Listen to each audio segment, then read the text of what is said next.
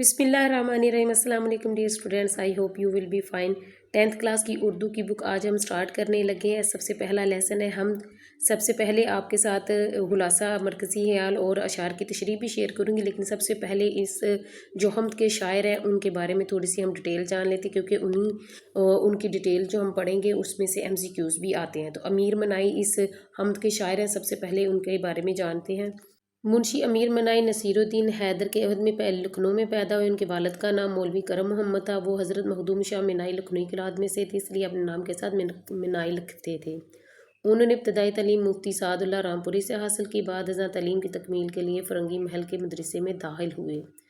मुंशी मुज़फ़्फ़र अली असीरी से शायरी में इस्लाह ली। कम उम्री में शायरी में बुलंद मुकाम हासिल कर लिया। अब उनकी उम्र 20 साल थी कि नवाब वाजिद अली खान ने अपने दरबार में तलब किया और कलाम सुना।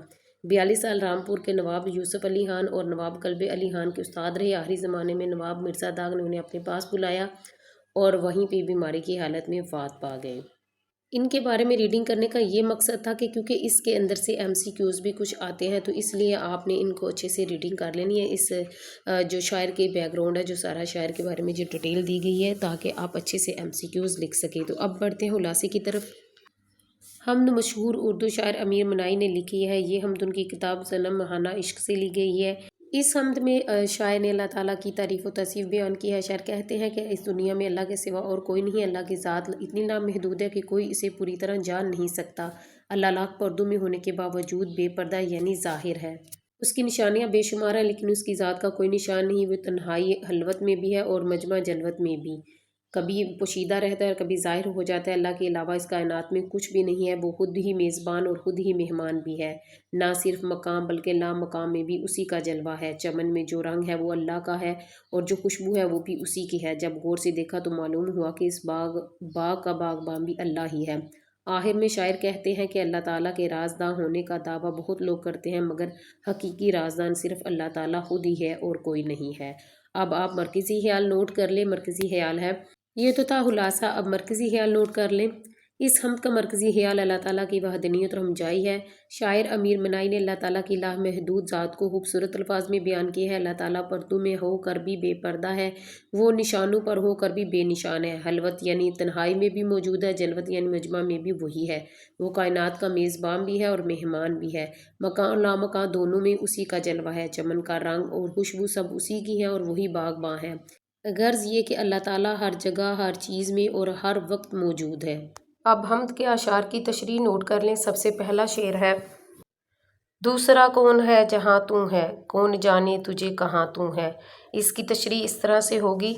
इस शेर में शायर अल्लाह ताला की वहदनियत बयान कर रहा है। वो कहता है कि इस पूरी कायनात में अल्लाह के सिवा कोई नहीं है।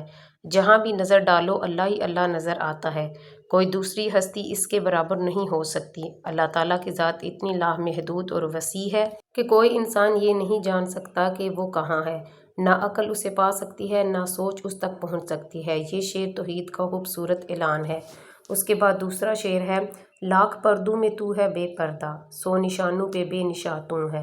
इस शेर में अल्लाह ताला की दो अजीम सिफ़ात बयान की गई हैं। पहली सिफ़त यह है कि अल्लाह लाख पर्दों में होने के बावजूद ज़ाहिर है। कायनात की हर चीज़ अल्लाह का पर्दा भी है और इसकी दलील भी।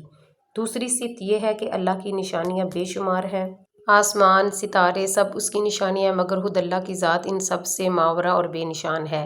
इसे किसी खास जगह इस शक्ल में नहीं बांधा जा सकता। ये शेर अल्लाह ताला की अज़मत और लामहदूदियत का आईना है। उसके बाद शेर नंबर 3 है, तू है हलवत में तू है जलवत में, कहीं छुपता कहीं आया तू है। हलवत का मतलब है तन्हाई और अकेलापन। जलवत का मतलब है मजमा और लोगों का इज्तमा। शायर कहता है कि अल्लाह ताला तन्हाई में भी मौजूद है और बहुत सारे लोग इकट्ठे हों तब भी वही मौजूद है। वो कभी पोशीदा लगता है मगर दरअसल छुपा नहीं, और कभी अपनी निशानियों के ज़रिए ज़ाहिर हो जाता है। यानी अल्लाह हर हाल में और हर जगह मौजूद रहता है। कोई जगह या लम्हा उसकी मौजूदगी से खाली नहीं। उसके बाद अगला शेर है, नहीं तेरे सिवा यहाँ कोई, मेज़बां तू है मेहमां तू है। इस शेर में शायर ने बहुत गहरी बात कही है। इस कायनात में अल्लाह के सिवा कोई हकीकी हस्ती नहीं। मेज़बां वो होता है जो घर का मालिक हो और सबकी ज़ियाफ़त करे। ये कायनात अल्लाह का घर है और वही इसका मेज़बान है। मेहमान वो होता है जो किसी के घर में आए। तमाम महलूक इस दुनिया में मेहमान की तरह है, मगर शायर कहता है कि मेहमान भी अल्लाह ही है। यानी हर चीज़ में और हर शक्ल में अल्लाह ही है। یہ وحدت الوجود کا انتہائی خوبصورت بیان ہے۔ اس کے بعد اگلا شعر ہے، نہ مقام نہ لا مقام کچھ، جلوہ فرما یہاں وہاں تو ہے۔ مکان سے مراد وہ دنیا ہے جو ہم دیکھتے ہیں، اور لا مکان سے مراد وہ عالم ہے جو نظر نہیں آتا۔ شاعر کہتا ہے کہ ان دونوں جگہوں میں اللہ کے سوا کچھ نہیں، جو کچھ بھی ہے وہ اللہ کا جلوہ ہے۔ جلوہ فرما کا مطلب ہے ظاہر ہونا اور نمایاں ہونا۔ اللہ اس دنیا میں بھی جلوہ فرما ہے، اور اس پر جو عالم ہے جو وہاں بھی اللہ ہی موجود ہے، یعنی کوئی جگہ اللہ کی موجودگی سے خالی نہیں ہے۔ اس کے بعد اگلا شعر ہے، رنگ تیرا چمن میں بو تیری، خوب دیکھا تو باغباں تو ہے۔ شاعر نے اس شعر میں قدرت کو اللہ کی پہچان بنایا ہے۔ چمن میں پھول کھلتے ہیں، رنگ بکھرتے ہیں، یہ رنگ اللہ کی تخلیق ہے اور اس کی طرف سے ہی ہیں۔ چمن میں جو خوشبو اٹھتی ہے وہ بھی اللہ ہی کی عطا ہے۔ باغباں وہ ہوتا ہے جو باغ کی دیکھ بھال کرے۔ شاعر کہتا ہے کہ جب غور سے دیکھا تو سمجھ آیا کہ اس باغ کائنات کا اصل مالک اور باغباں اللہ ہے، وہی اسے سجاتا، بناتا اور چلاتا ہے۔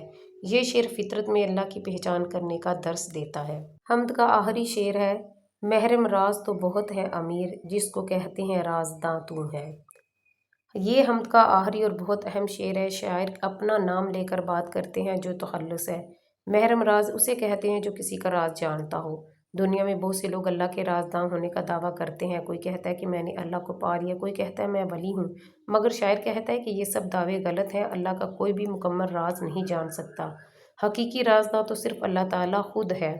یہ شعر تواضع اور انکساری کا درس دیتا ہے۔ ڈیئر اسٹوڈینٹس، اشعار کی تشریح تو ہماری کمپلیٹ ہو گئی ہے۔ اب کوشچنس آپ کے ساتھ میں شیئر کرتی ہوں اور ان کے آنسر آپ نوٹ کر لیں۔ سب سے پہلا کوشچن ہے، حمد کے متن کو مد نظر رکھتے ہوئے درج ذیل جو سوالات ہیں ان کے مختصر آپ نے جواب دینے ہیں۔ سوال نمبر 1 ہے، شاعر نے کس شعر میں استفہامی انداز اپنایا ہے؟ شعر کی نشاندہی کرے تو اس کا آنسر ہے، استفہامی انداز سے مراد سوالیہ انداز ہے۔ شاعر نے حمد کے پہلے شعر میں استفہامی انداز اپنایا ہے۔ اس شعر میں کون کا لفظ 2 بار سوالیہ انداز میں آیا ہے؟ پہلے مصرعے میں پوچھا کہ اللہ کے سوا دوسرا کون ہے، دوسرے مصرعے میں پوچھا گیا کہ اللہ کہاں ہے، یہ کون جان سکتا ہے۔ یہ سوالیہ انداز قاری کو سوچنے اور غور کرنے پر مجبور کرتا ہے۔ اس کے بعد سوال نمبر 2 ہے، لاکھ پردوں میں تو ہے بے پردہ کا مطلب واضح کریں تو اس کا آنسر ہے، اس مصرعے کا مطلب یہ ہے کہ اللہ تعالیٰ لاکھ پردوں میں ہونے کے باوجود ظاہر ہے۔ کائنات کی ہر چیز اللہ کے وجود کی دلیل ہے۔ زمین، آسمان، دریا اور ستارے سب اللہ کے پردے بھی ہیں، اور یہی چیزیں اللہ کی ذات کو ظاہر کرنے کا ذریعہ بھی ہیں۔ یعنی اللہ چھپا نہیں ہے، بس عقل اسے مکمل نہیں سمجھ سکتی۔ جو آنکھ کھول کر دیکھے اسے ہر جگہ اللہ ہی نظر آتا ہے۔ سوال نمبر 3 ہے، حمد کے مطلع کے خیال کی کوئی مثال پیش کرے تو اس کا آنسر ہے، اس مطلع کا خیال یہ ہے کہ اللہ تعالیٰ یکتا ہے اور اس کی ذات لامحدود ہے۔ مثال، جب ہم آسمان کو دیکھتے ہیں تو سوچتے ہیں یہ کتنا وسیع ہے، اسی طرح اللہ کی ذات بھی لامحدود ہے، کوئی اسے پوری طرح نہیں جان سکتا۔ جیسے سورج کی روشنی ہر جگہ پہنچتی ہے مگر آنکھ سے مکمل نہیں دیکھا جا سکتا، اسی طرح اللہ تعالیٰ ہر جگہ موجود ہے مگر اس کی حقیقت کسی پر مکمل ظاہر نہیں۔ اس کے بعد سوال نمبر 4 ہے، شاعر نے چھٹے شعر میں کس طرح اللہ تعالیٰ کی ذات و صفات کو باغ، چمن اور بو سے جوڑا ہے؟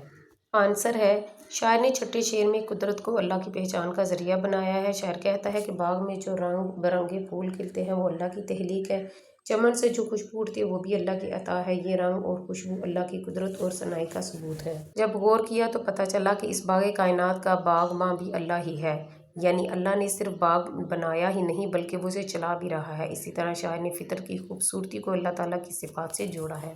آگے سوال نمبر 5 ہے، شاعر کا حمد کہنے کا انداز کتنا مؤثر ہے؟ شاعر امیر منائی کا حمد کہنے کا انداز انتہائی مؤثر اور دلکش ہے۔ انہوں نے پہلے شعر میں ہی سوالیہ انداز سے قاری کو سوچنے پر مجبور کیا۔ قدرت کے کائنات کے مناظر جیسے چمن، باغ، رنگ اور خوشبو کو اللہ سے جوڑا ہے۔ خلوت اور جلوت جیسے آسان الفاظ میں گہری بات کہی ہے۔ مکان اور لا مکان جیسے فلسفیانہ خیال کو سادہ انداز میں بیان کیا ہے۔ شاعر نے اپنا نام لے کر شعر ختم کیا جو حمد کا خوبصورت اختتام ہے۔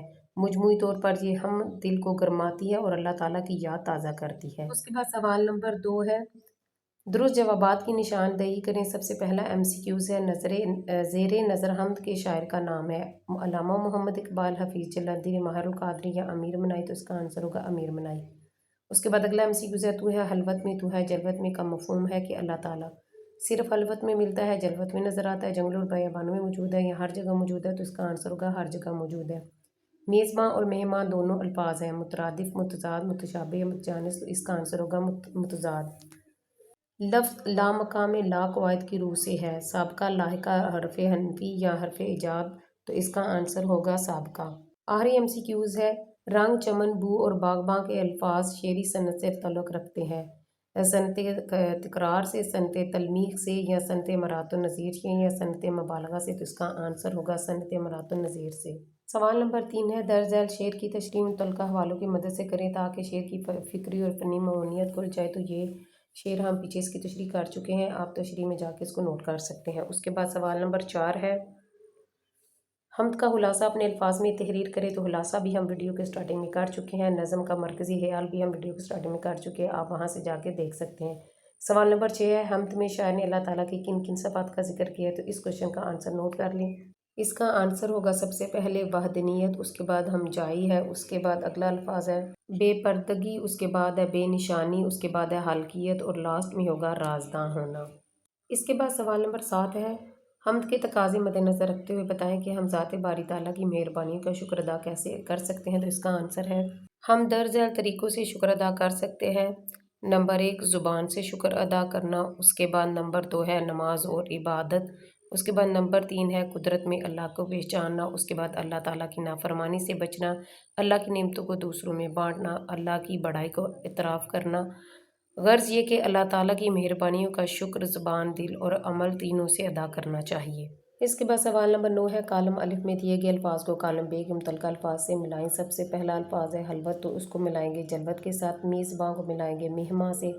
मकां को मिलाएंगे ला मकां से। पिन्हा को मिलाएंगे आया। पिन्ह का मतलब है छुपा और आया का मतलब है ज़ाहिर, और निशान को मिलाएंगे बेनिशान के साथ। Student, if you like my video, please share it with your friends so that they can also benefit from it. See you in the next video. Until then, Allah Hafiz.